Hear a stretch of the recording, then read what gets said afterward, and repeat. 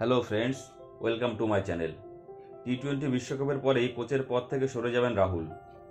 সোমবার তিনি তা স্পষ্ট করে দিয়েছেন। আয়ারল্যান্ডের বিরুদ্ধে নামার আগে মঙ্গলবার সাংবাদিক বৈঠকে এসে রোহিত শর্মা জানালেন তিনি দ্রাবিড়কে থেকে যাওয়ার অনুরোধ করেছিলেন অনেকবার, কোচ রাজি হয়নি। দ্রাবিড় বিদায় নিতে চলায় বেশ আবেগপ্রবণ ভারতের অধিনায়ক।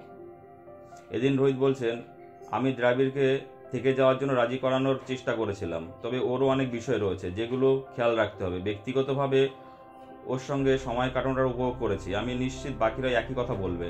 দারুণ লেগেছে ওর সঙ্গে কাজ করে। দ্রাবিড়কে কোনো বিদায় সম্বর্ধনা দেওয়া হবে কিনা সে প্রসঙ্গে রোহিতের উত্তর, এখনও এ বিষয়ে কিছু বলতে চাই না। 2007 সালে দ্রাবিড়ের অধিনায়কত্বেই অভিষেক হয়েছিল রোহিতের, সে কথা ভারত অধিনায়কের মাথায় রয়েছে। বলছে, আয়ারল্যান্ডের অভিষেক হওয়ার সময় উনি আমার আন্তর্জাতিক ক্যারিয়ারের প্রথম অধিনায়ক। তারপর টেস্ট দলে আসার সময় ওকে নিজের চোখে খেলতে দেখেছি। আমাদের সবার কাছে উনি আদর্শ। রোহিতের সংযোজন, বড় হওয়ার সময় ওর খেলা দেখেছি, জেনেছি উনি ব্যক্তিগতভাবে কি অর্জন করেছে, দলের প্রতি কতটা অবদান রেখেছেন সেটাও অজানা ছিল না। কঠিন পরিস্থিতিতে দারুণ ব্যাটিং করে দলকে বিপদের হাত থেকে রক্ষা করাই ওর আসল বৈশিষ্ট্য ছিল।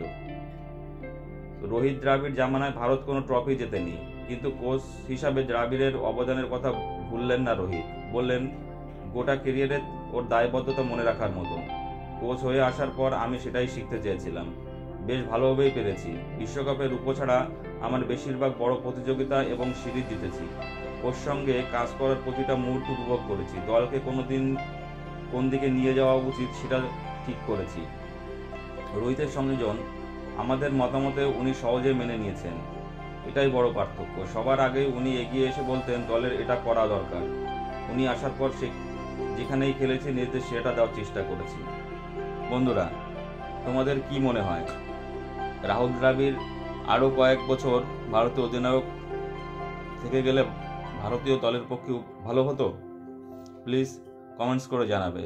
এবং ভারতের পরবর্তী কোর্স তোমরা বন্ধুরা কাকে দেখতে চাও যদি রাহুল দ্রাবিড় না থাকে?